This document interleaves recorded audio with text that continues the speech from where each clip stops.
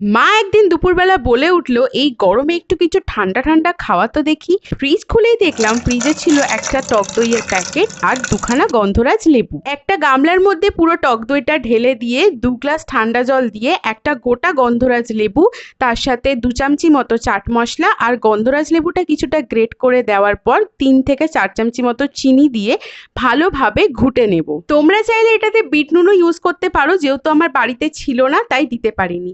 আবার কেউ এটা বলো না যে জ্ঞান দিচ্ছি, জ্ঞান দেওয়ার মতো ক্ষমতা হয়তো আমার নেই, কিন্তু যেটুকু যা রান্না পারি সেটুকু তোমাদের সাথেও শেয়ার করার চেষ্টা করি। বাড়িতে কোনো আত্মীয় এলে এবার থেকে আর মাথায় হাত দিতে হবে না। গ্লাসে লস্যি ঢালো, একটা গন্ধরাজ লেবু একটু গ্রেট করো, পুদিনা পাতা থাকলে ওপর থেকে সার্ভ করে সাইডে গন্ধরাজ লেবু লাগিয়ে সার্ভ করো। যার জন্য বানিয়েছিলাম রিভিউটা তোমরা তার মুখেই শুনে নাও।